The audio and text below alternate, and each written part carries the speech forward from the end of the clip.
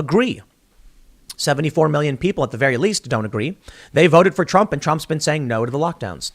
Which brings me now to a very interesting post I saw by Ryan Cooper on Twitter. Ryan Cooper is national correspondent for The Week and the producer of the Left Anchor podcast. Now, these quotes that were put forward from Ulysses S. Grant, I'm seeing shared by many people to explain why they can't secede and why, we're going to move forward. And otherwise, it would be revolution. But I don't care what your opinion is on the statement, whether it's in favor of your view or opposed to it. I think he just makes a very interesting point that if you were to secede, you would be putting your property and life on the line and your guarantees as a citizen. There are many people in this country whose lives have been completely destroyed by the lockdowns. They've lost their property. They've lost their rights as a citizen. We're under effective martial law with these edicts. The government is violating several constitutional amendments and has been for some time in a variety of ways.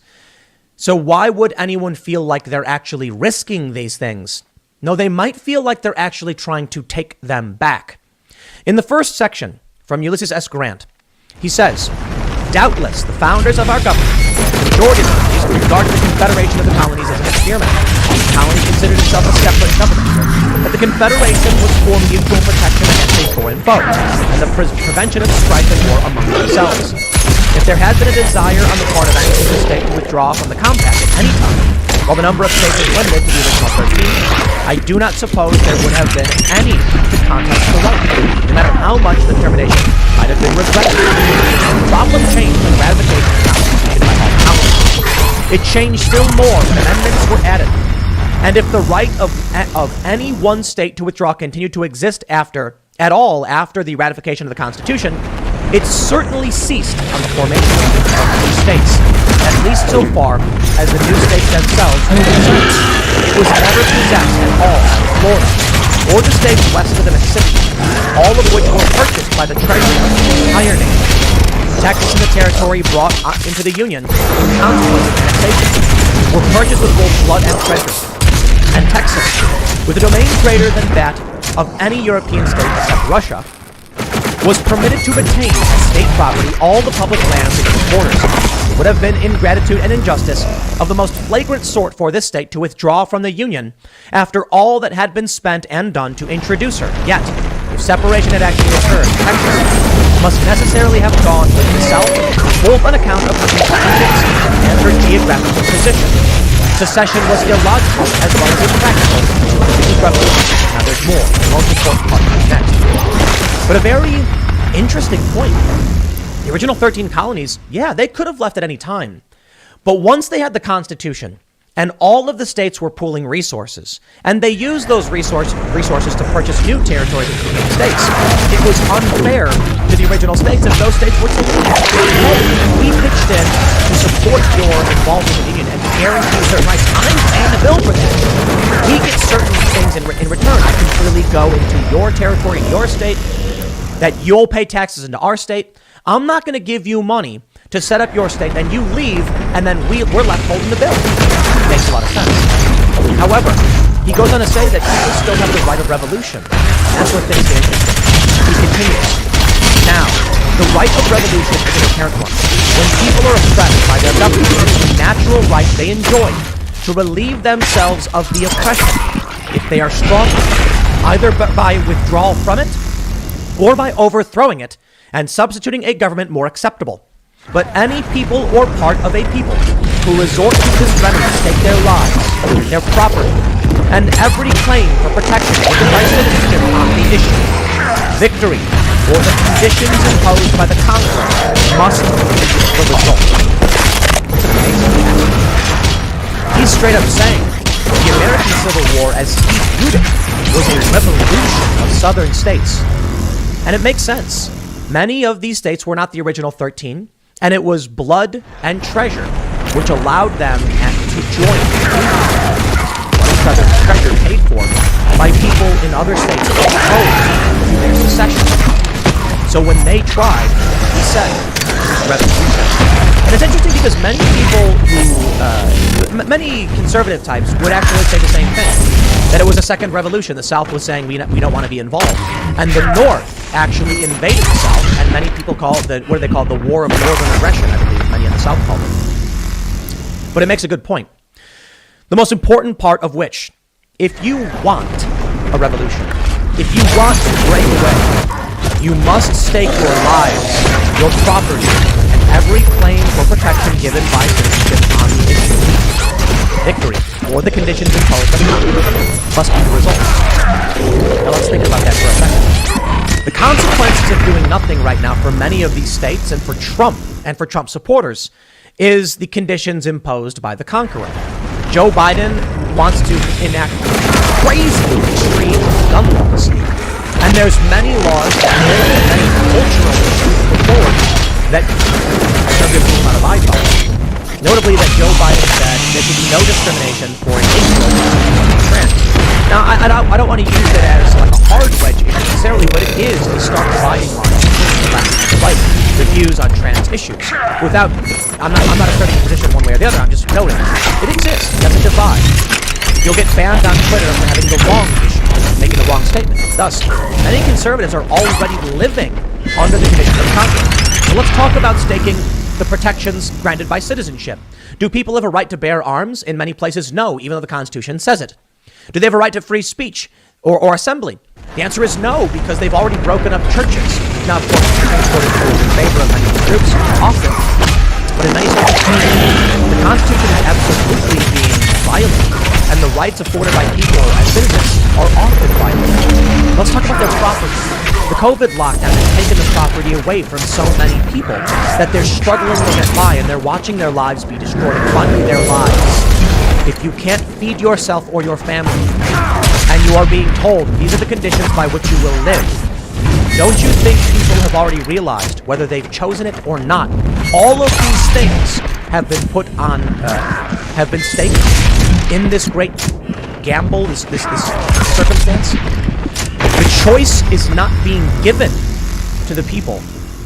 They either, well, to an extent there's the choice, but not the initiation of it.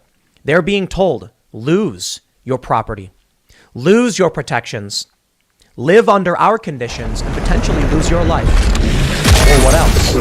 Stand up, resist. It seems to be going on, and that's why people are going on the streets. But in order for something to truly happen, you would need organization, you would need some kind of leadership. Which brings me back to the main point about all of this. A quote from Ulysses S. Grant. Well, Donald Trump is certainly facing his life on the line. His property, his claims of protection on citizenship, and living under conditions put forth by people he thinks have stolen the election from him and are subverting his country. What do you think Trump would choose if he truly believes he will go to prison and his life will be over? I certainly believe Trump will choose to resist. And the people who know, support, and love Donald Trump will also choose to resist. Which is why it's shocking to see Alan West say that law-abiding states should have their own union, one that abides by the Constitution. I certainly think the states should be abiding by the Constitution. An interesting point I mentioned earlier, that was brought up by Michael Malice, is that the Second Amendment guarantees our right to bear arms, protect ourselves, and defend our states. Yet in so many cities and states, you're not allowed to. They have infringed upon your rights. Now, whether you agree completely with it isn't the point. The point is there are people who say it's wrong and people who say it's right, creating stark cultural differences. Why would one person who believes in their right to individual sovereignty as a member of the larger nation and community, why would they just give that right up? If you are forcing someone to sacrifice these things, then I believe you're forcing them to choose the only thing they can. I'm sure the left would say exactly the same things. But I don't mean the Democrats. I mean the far left, the Antifa types, the tankies and the anarcho-communist types. They're probably sitting there saying, Tim, maybe now you understand why they don't like us. Because the right of revolution is acceptable. They don't want to live under the conditions set forth by who they view as their conquerors. And therein lies a big challenge based on what Ulysses S. Grant said. Will anyone ever feel like they're truly being represented? You know, there was a time when we had unity in this country. and we had a strong community. We went to the moon, something we worked together on. But there was still dissent. There was still bad stuff too, like Penn State massacre. That's happening. But there seemed to have been an overarching community agreeing that we were all Americans. Today we don't have it. We have multinational billion-dollar corporations that say we're beholden to an international community, not to the United States. And the people in the U.S., Trump supporters, feel that we are a nation. We are a community unto ourselves that must protect itself, support itself. America first, as they would say. Many on the left don't believe that. They believe we should be giving foreign aid to third world countries while Flint is left struggling for clean water. Many people, neoconservatives and neoliberal types, believe we should be in war in Afghanistan and Iraq, building streets and cities, but ignoring the pipes in Flint. This is, I think, something that populists probably recognize right now, what they're going to risk to actually help their own communities. The people who are running the show, the big tech billionaires, the media companies, they're absolutely interested in making money and gaining power in other parts of the world. It just makes sense. Why be a rich American when you can be a rich internationalist, go wherever you want on the planet and have control over whatever you want? So that means they're not here to support you as an American citizen. No, they're here to make money off of everybody and assert control over everybody. That's just what powerful elites have always done.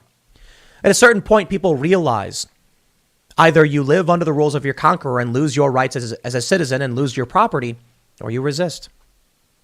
It's really funny then when you see things like this.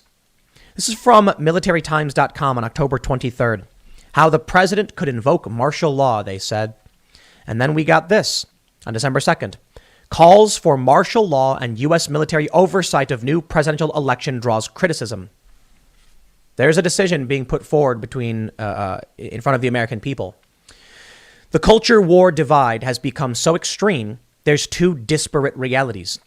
The CEO of Axios said a decoupling may occur. And I think it is. And then I see them trying to punish Trump. That's a bad idea. As history has told us, what happens when you persecute and prosecute a popular leader with 74 million supporters, at the very least. There's still probably a lot of people who are kind of semi-neutral who didn't vote but still like the guy. And he's got a lot of opposition as well. Should they risk the Manhattan DA fracturing this nation because they want some kind of Trump derangement comeuppance? Or should we say, let's let everyone settle down. Let's let Trump live his life and work with him to keep him in the fold? I hope the latter. But there's also another important question. What if Trump really did commit these crimes? What if there's legitimate reason to arrest him? They'll have to. They would absolutely have to. And if they don't, then there's no rule of law anyway. So you just get elites and tribalists who retain power.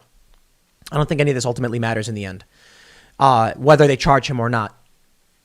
Because the fact that there's a disparate worldview, the fact that there are two distinct cultures fighting each other, trying to gain power, refusing to live under each other's ideology, just says enough for me. I don't know what happens. Perhaps a peaceful divorce. Several states say, we out. The Democrat states say, what are we going to do about it? I think about the UK and how Scotland came to be a part of of Great Britain, and then eventually became the United Kingdom. And I'm not a big history buff on the UK or anything like that, but wasn't it that Scotland was effectively conquered? Either way, you look at certain Commonwealth nations, Canada. Canada doesn't really, work at the behest of the crown anymore. These things have long since passed. We're no longer a world of bloody revolutions, for the most part. Could it be that we're past the point where anyone could effectively stage a counter-revolt? If several states seceded from the Union and stopped abiding by federal law, would anyone tolerate National Guard going in and oppressing and killing people? I don't think they would. I think that if several states said we out, people would shrug and say, what can we do? Because no one will tolerate actual war and murder. I ultimately don't know. And I think my normalcy bias says this is all silliness and everything's just going to go back to normal, I suppose, and we'll carry on with our lives. But that hasn't been the case for years. It's only escalated. So why assume anything else? It's one of those big challenges where I just don't know the future. I can't read the stars and I have no idea. But I do have a fear that if they try to lock Trump up, they will force his hand, and then what will he say other than my supporters come and protect me? And they will. They absolutely will. And will anyone tolerate the police shooting protesters? I don't think so. That would only accelerate things. I guess we can only wait and see, and I'll leave it there. The next segment will be tomorrow at 10 a.m. over at youtube.com/Timcast. Thanks for hanging out, and I will see you all then.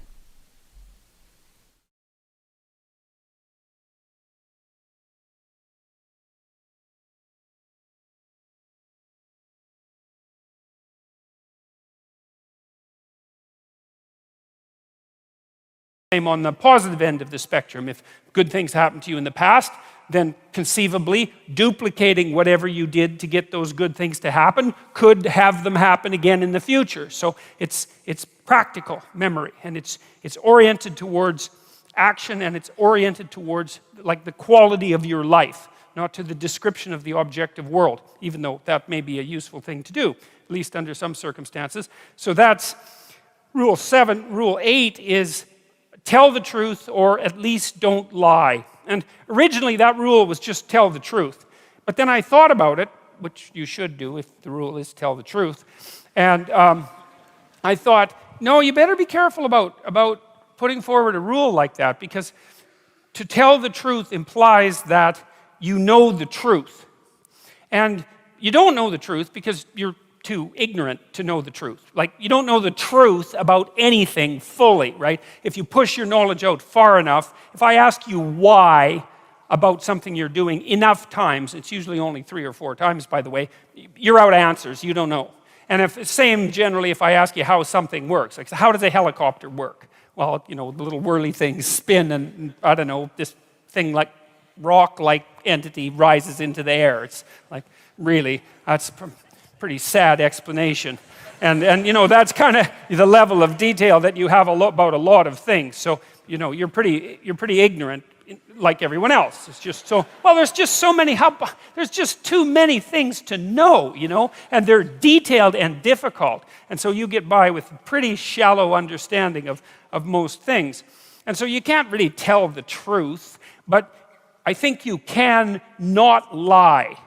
You know, and that's not even the same as not being wrong, because of course you're also going to be wrong, and you're going to have stupid theories too, and they're not even necessarily lies. A lie is when you know that what you're saying is not true and you say it anyways.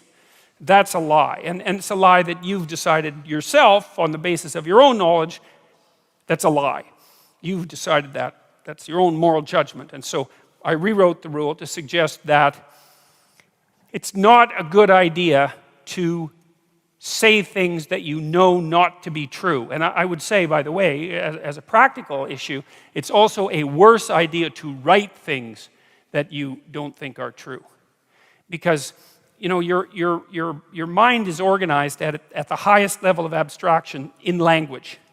And it's important that your mind is organized, because if you're not organized, then you're disorganized, and then things don't go well for you in the world, just like they don't go well for anything that's disorganized. And so you have to be very careful with what you say and what you write, writing especially, because it's focused speaking, it's focused speech, right? It takes more intense thinking. So in some sense, writing is even deeper than speaking.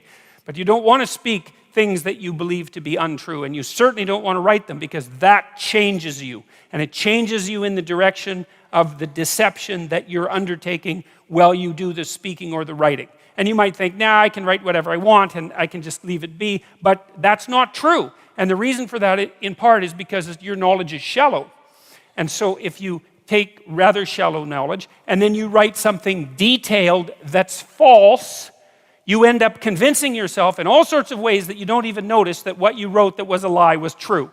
And then you're stuck with that. And it's not stuck with it psychologically exactly, although it's also that. It's stuck with it neurologically, because when you learn things and you make new connections, you change the structure of your brain, and then that's that. I mean, you know, it's plastic to some degree, but you're messing around with your psychophysiology, and that's a bad idea. And you know it's a bad idea because you kind of know, like everybody knows, that if you want to get through the world, if you want to get from point A to point B, if you want to get to wherever you're going, it'd be good to have a map. And it'd probably be good to have a map that isn't full of holes and errors, because otherwise you're not going to get to where you're going. You might not even know where you are to begin with. And that seems like a bad plan if you're going to undertake a journey, and you are going to undertake a journey because your life is a journey. So pathologize your speech, then you pathologize the systems that guide you, and then that relates back to Rule 7, which is, well, you have an instinct for meaning, let's say, and it can guide you, and you need it.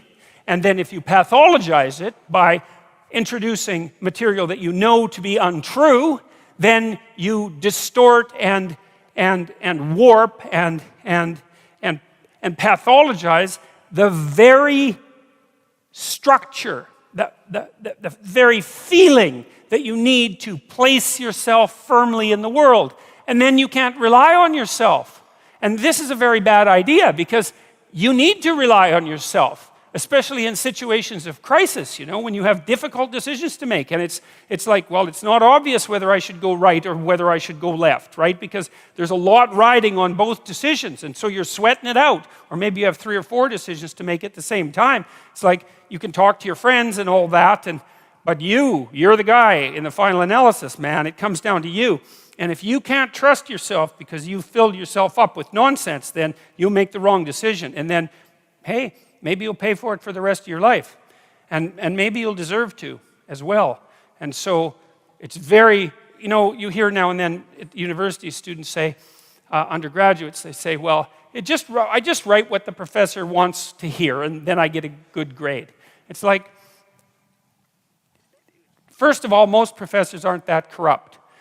There are corrupt professors, but most of them are not that corrupt. You have to be pretty damn corrupt before you go that far, before a student will hand you something that's well crafted and well thought through, and you'll actually punish them for it. You've gone way off the malevolent end of the academic spectrum when you do that. Now, maybe you're a bit biased and you'll give them a B+ instead of an A, and it's not like that's particularly forgivable, but it's not a catastrophe. So I think it's a bit cynical on the part of the undergraduates, usually, but more importantly, it's like, what are you going to do? You're going to do your whole 4-year degree, and all you're going to do is write what you think your professors want to hear, and you think you're going to come out educated? You think you're going to come out the person you were when you went in?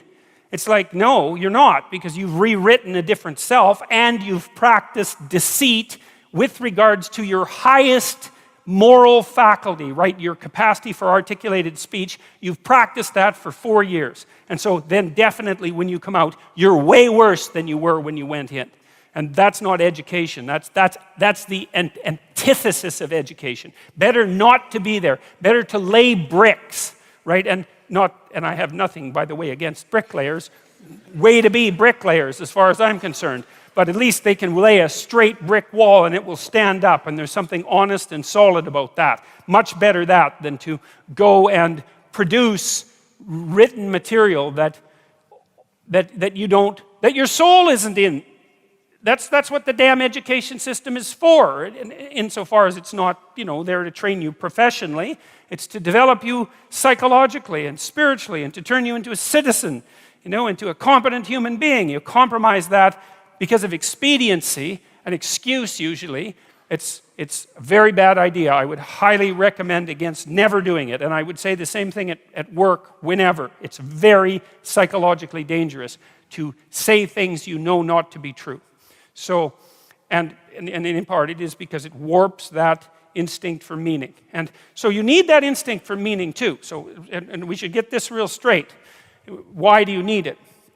Well, you need it because life is really, really difficult, right? I mean, people have a rough time of it. There's plenty of suffering in life, and everyone is going to encounter it, right? You learn this as a clinical psychologist, and you know this generally, unless you're an extraordinarily fortunate person. You don't have to talk to someone for very long and really talk to them and get beneath the surface until you find, there's a tragedy or 2 or 3 or 10 lurking not very far beneath the surface. Someone in the family is very ill. There's a childhood history of extreme pathology, alcoholism somewhere in the family, maybe a touch of insanity, someone has cancer, an older relative is dying, there's financial trouble, there's economic trouble, there's marital trouble. It's like life is trouble. And now, that doesn't mean it's all trouble, but man, it's trouble. And sometimes it's a lot of trouble. And sometimes it's so much trouble that you can barely stand it. And you see that because people get depressed and they commit suicide. And the reason they do that is because they think not being is better than being. And that's quite the decision, So, and it's not that uncommon among people who are depressed.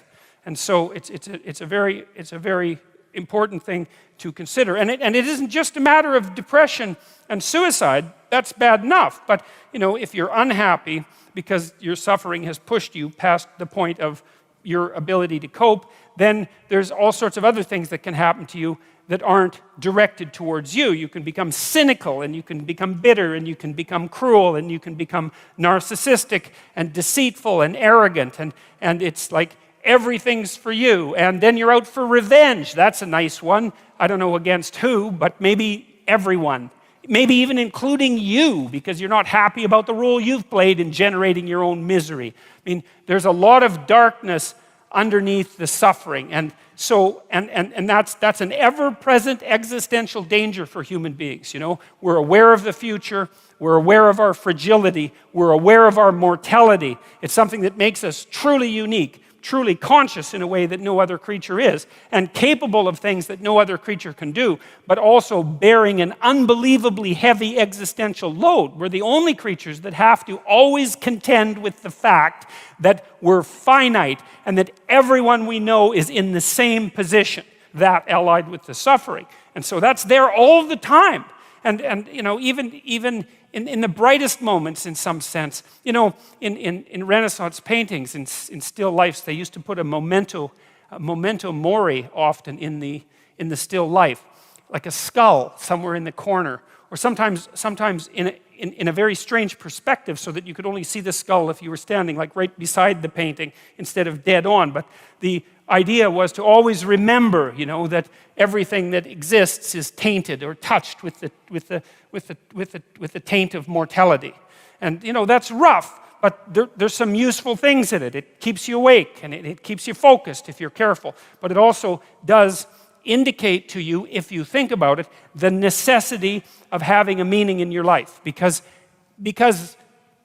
if it's true intrinsically that life has this unbearable element of suffering, which seems to be completely in what would you say, indisputable as far as I'm concerned, and it's worse than that too, because it's not just suffering, it's suffering contaminated with malevolence, right? It's bad enough to have something bad happen to you, and it's likely that that'll happen, but it's even worse for you to do it to yourself and to know that you did it. That's rough. And it's also extraordinarily rough to be betrayed by someone else, or tyrannized by your own culture. And that's not just suffering. That's like unnecessary and pointless suffering that's been directed at you by something that wants that to happen. And so both of those are very, very powerful, let's say, archetypal forces, suffering and malevolence, and we have to deal with them at every level of reality. And you need something to push back against that. It's not optional, if that's the default position, and I think it's the default position. Like, a meaningless life isn't meaningless. It's suffering and malevolence. That's not good. And if that's acted out, that's the other thing. If that's acted out, and I've read the accounts and the actions of people who've taken a very vicious turn into the darkest parts of the underworld, consequence of their resentment and their malevolence, and then their desire to make everything in the world suffer for the outrage of its existence, man. I mean, that's how we turn things into hell. If you want to know why totalitarian states take the brutal twists they take, and why people are motivated to do the absolutely terrible things that they do, well, that's why, is that the suffering and the malevolence that's intrinsic to life overwhelms them, and they turn in a very bad direction, and then they make everything that's already bad way worse, and we're very, very inventive at such things. And so That's not good, unless that's the path you want. That's a bad idea. You need an alternative, and that's meaning. And then rule 10, well, that's be precise in your speech. And so I'm going to weave those together and see what we can come up with as something like a general theory of meaning. That's really what I've been working on, I would say, for 35 years, something like a general theory of meaning. And so I'm going to see if I can deliver the whole damn thing in 35 minutes, so which I've never really been able to manage, but I've had a lot of practice, so maybe this is the night. So, okay, so the first thing I want to tell you about is a little bit about how you perceive things, because it's very important to know how you perceive things. And you don't perceive very much, by the way, because, well, there's a lot of the world, way more than you can possibly imagine, and there's not that much of you. And so a lot of information is coming in through a very narrow channel. And it isn't easy, given the fact that all that information exists, it isn't easy to figure out how to narrow that channel so that the information you get is the information that you need. It's information you need that also gives you a grip on the world, right? It has to be practically useful, true and practically useful, something like that. It's a very, very, very, very difficult problem to solve. And a lot of it you don't even really solve, because you can't. It's too complicated. You solve it by doing what you're doing right now, for example. So here you are in this unbelievably beautiful building, and I read today a little bit about it, and today it would cost about $1 billion to build this building. And so you're sitting here, and you're all sitting here peacefully, and you're all pointing in the same direction, right? And we're all basically doing the same thing, and we're doing it peacefully, and we can all focus on the same thing, and we had to invest $1 billion for that to be able to happen. And so you think about that, is that part of the way your society solved the problem of the complexity of the world for you was by investing $1 billion in what, how long did it take to construct this place? 15 years, something like that. Maybe it was longer.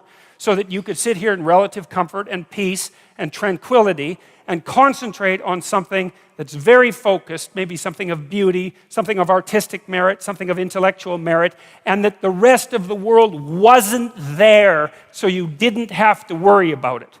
And that's not all. It's not just that you're here in this building and the chairs aren't falling apart and the floor is reliable and the electrical lights work and the sound quality is good, and like all the technology is working, and there's people beetling away in the background like mad, constantly everywhere, making sure that those impossible things keep happening so that you don't have to be distracted. But then you're also sitting with people who are roughly like you, roughly like you enough so that when they come into a venue like this, they know enough to sit down in the seats and face forward, and not turn around and look at the person behind them, which would make them very nervous, right? Which would be an indication that that person isn't playing the same game as everyone else, and so God only knows what they're up to, because you just wouldn't want that, right? You wouldn't want the guy in front of you turning around and just looking at you for the next 90 minutes. And, well, it's worth thinking about why.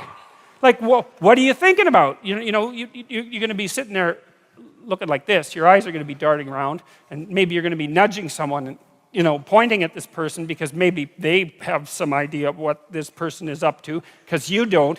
And the problem is, if you don't know what that person is up to, then they could be up to anything.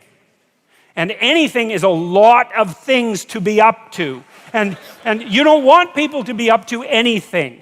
You want them to be up to the one or two things they're supposed to be up to while they're with you in this narrow place that you occupy, right? And that's sort of the hallmark of a civilized and socialized person, is when we interact under 90% of conditions, 99% of conditions, you show me your persona. It's just a very narrow slice of yourself, and I show you mine at the bank, say, or at the grocery store, when we pass each other casually in the street.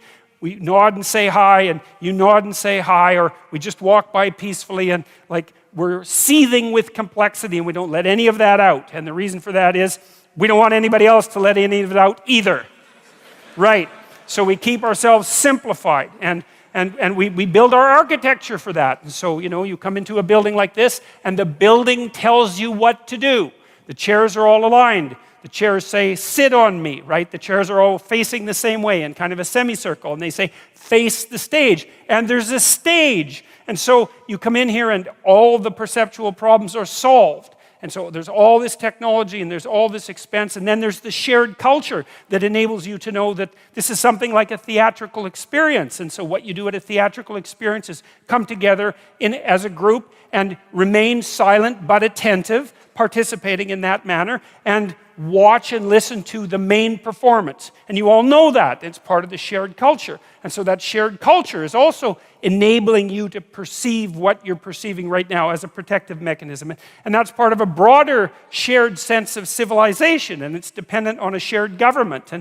And then there's other forms of protection, you know? I mean, well, the sun isn't shining on us too brutally because we have a roof, and we're not in danger of warfare because you have borders, and you have an armed forces, and you have policemen, and it's like, Christ, there's just things going on around you like mad to ensure that you can sit here so peacefully and so much as if the world isn't a complex place for an hour and a half and do something this focused. And so that's partly how you solve the perceptual problem. You don't see the world that much. You screen a lot of it out. Now, there's a good illustration of this. A psychologist named Dan Simon did this famous experiment which he called Gorillas in Our Midst. And some of you know about it, but I'm going to go over it because it's such a fun experiment to talk about because it's so ridiculous and so illuminating and because it's so relevant to what I want to continue talking to you about. So here's the deal. You go into Dan Simon's lab. He was at Harvard 20 years ago when he did this, and he was interested in this phenomena called change blindness. You know, you see those kids' books sometimes where there's picture 1 and picture 2, and you're supposed to look at picture 1 and then look at picture 2 and see what's changed. It's actually hard. You know, you look at picture 1, you say, well, I saw that. And then you look at picture 2, and it's different, but you can't see the differences. And you have to really compare back and forth before you can check out the differences. And that's what perception is like, is you're very blind to change, way more than you think. And way more than anybody thought before Simon did his experiments. And so he did this crazy experiment. So here's the setup. Video camera set up in front of a elevator bank, right? And so the camera would be here, the elevator bank would be about here, so you know it's pretty close-up shot. There's 6 people participating, 3 of them dressed in black, 3 of them dressed in white. The white team has a basketball, the black team has a basketball. They fill the whole screen, so it's not like they're way over in the corner this high and you can barely see them. They fill up the whole screen. You can detect their facial figures. It's close shot. You see their whole body, but it's clear. There's no tricks in it. And you sit there and you're the experimental subject, and the psychologist or his assistant says, okay, here's your task. And you're there to be focused on a task, apparently, because you're in a university and you're in a lab and you'd expect to be focused on a task. And so you're already primed for that and you're willing to go along with it to be obedient. But to be a good sport, let's say, that's better than obedient. And you want to do a good job because it's intimidating to be in a lab like that. And so you want to do a good job of whatever you're supposed to do. Unless you're a troublemaker, and you're probably not because you wouldn't go into the lab to begin with if you were a troublemaker. So Simon says, count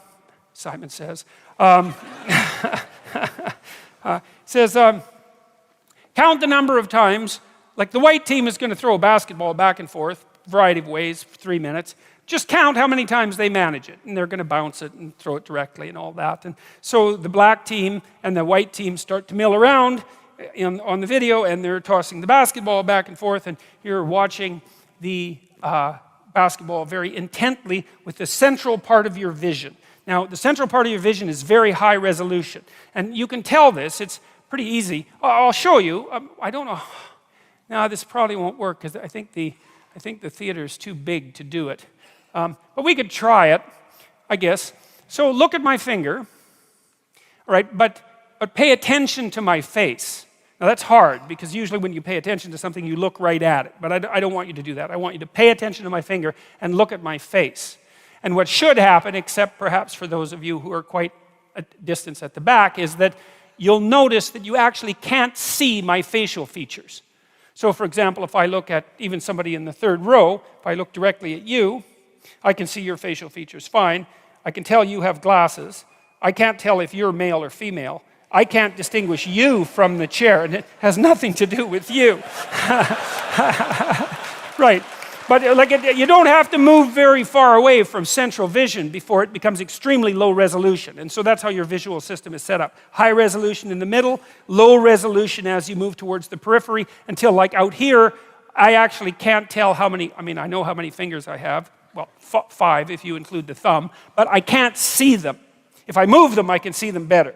Because that's one of the ways your visual system overcomes its limitations, is that it's better at seeing movement than things that are stable. And that's because, well, if you're watching something and something suddenly moves, off to the right, it might be a good idea for you to shift your attention just to see what it is. And so that's a trick your visual system uses.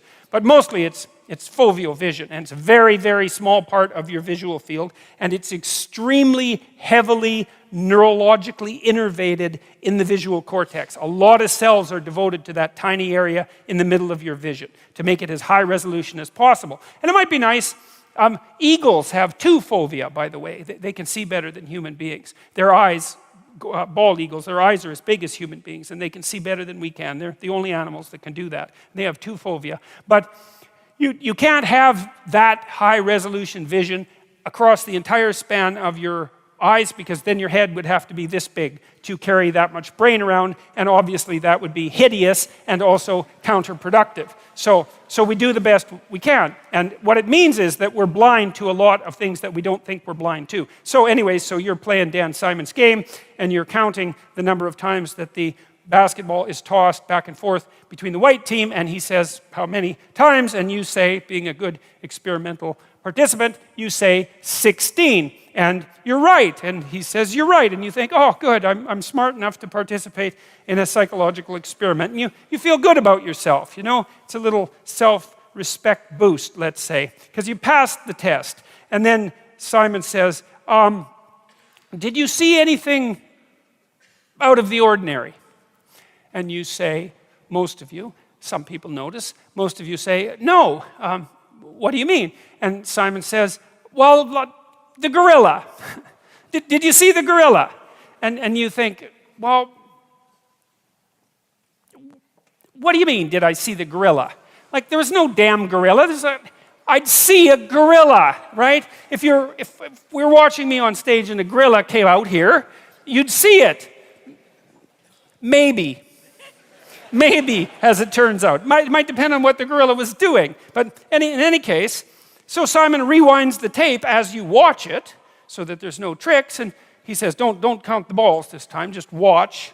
So it's a different command, right? So you have a different aim now. You're pursuing a different value structure. He says, just watch. And he rewinds it, and sure enough, you see the gorilla coming out backwards and being in the middle, and then going off to the side. And then he replays it for you. And minute and a half into the 3-minute video, in waltzes this damn gorilla.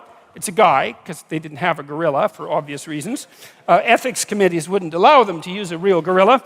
And he's a big guy. He's not a small chimpanzee-type ape. He's 6'4", and he saunters out there and beats his chest like for 4 seconds, right in the middle of the screen, which you might think you'd see since it's right in the middle of the screen, and then he saunters off to the side, and you don't see it. And the question is, well, what the hell's wrong with you? Like, why don't you see it? And it's worse than that. Like, Simon has done other funny tricks. Like, imagine you went to a grocery store and the cashier was behind the counter, right? And you're talking to the cashier, and the cashier says, excuse me for a minute, and then kneels down, and then someone else stands up and keeps talking to you. And you think, oh, you're going to catch that. And you don't. About 50% of people miss that completely. So you can like change the person completely. And the reason is, well, how much processing do you have to do to have a casual interaction with a cashier at a grocery store? And the answer is, not much, right? You don't have to do the processing doesn't have to be that deep. And you can kind of tell this because you can watch The Simpsons, or you can watch South Park, and South Park has like the world's worst animation, right? I mean, everything moves like this. It's all circles and triangles, and you don't care. It's like 5 minutes into the narrative. It doesn't matter that it's circles and triangles having a conversation. It's fine. The icon will work. And that's a good rule for perception, is you use the simplest possible perceptual scheme that you can manage to get yourself from point A to point B, right? It's a map. You don't see the world. You see an iconic representation of the world. And then the question is, what makes the iconic representation sufficient? And I suppose sufficient means a couple of things. One thing it means is tolerable, right? It doesn't cause an excess of suffering and degeneration.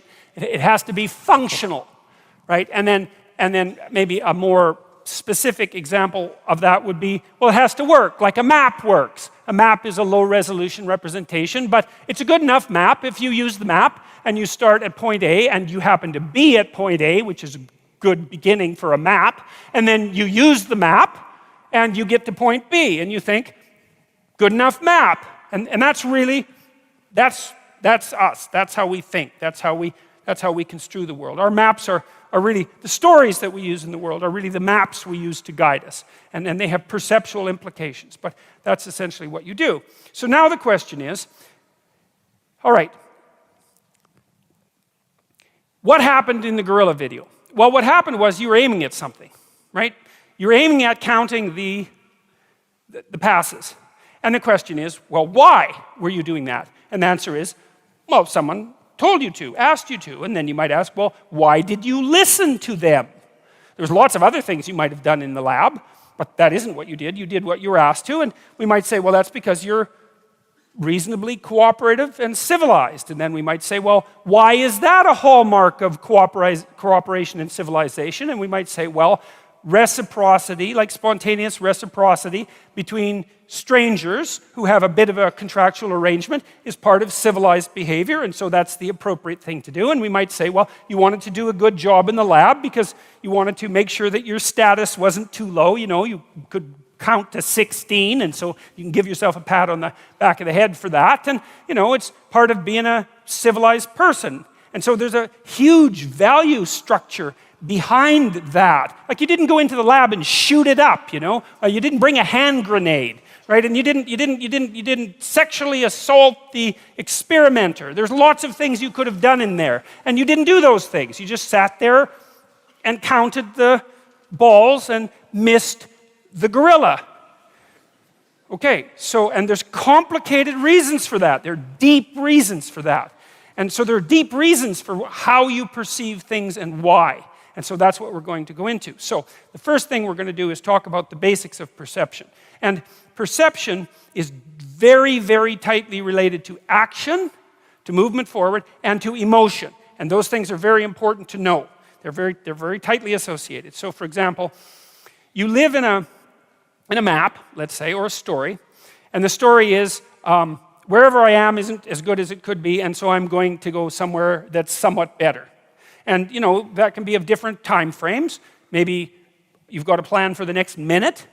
You know, you're hungry, and so you want to go somewhere to eat, or maybe it could be for the next hour, or the next week, or the next day, or the next year, or whatever. But basically what you're trying to do is take where you are, point A, and make it better, point B. And so you're always somewhere that isn't quite as good as it should be, and you're always going somewhere that's somewhat better. At least that's the hope. Unless things have gone wrong, you know, and you feel, God, it's nothing but downhill from here on in. And that's not good. You don't want that. That's a pathological condition.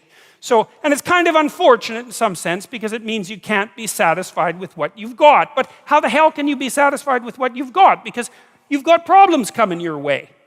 You know, I mean, even if everything's okay right now, which it probably isn't, but even if it was, that doesn't mean everything's going to be okay tomorrow or next week or next year or 5 years from now, right? You've got the future to take care of and your future self, and you've got your family to take care of, and maybe you've got your community to take care of. So you've got some problems. And so the way things are isn't good enough. And so you're going to fix them a bit. And so then you fix them across different levels of resolution. And you do this technically in this manner. So you identify where you are. One thing you might think about is if you're mixed up, one of the problems you might have is that you don't know where you are. Lots of times people have to go to therapy or talk for a long time to someone to find out where they are, because your experience might have scattered you everywhere, and And you feel that that you've come apart at the seams, right? That things have fallen apart around you, that you're in chaos. You don't know where you are. And so then you're in trouble, because how the hell are you going to plot a course forward into the future if you don't know where you are? And so maybe you have to bring yourself up to date. I have an exercise online, by the way, at a place called Self-Authoring, which is called the Past Authoring Exercise, fittingly enough. And what it asks you to do is to write an autobiography. It's a guided autobiography, and it can kind of bring you up to date. And you can know if you need to be brought up to date. It's fairly straightforward. If you're obsessed by memories of the past, more than 18 months old, and most of those are negative, so anxiety-provoking most often, then there's a lot of you that's stuck in the past.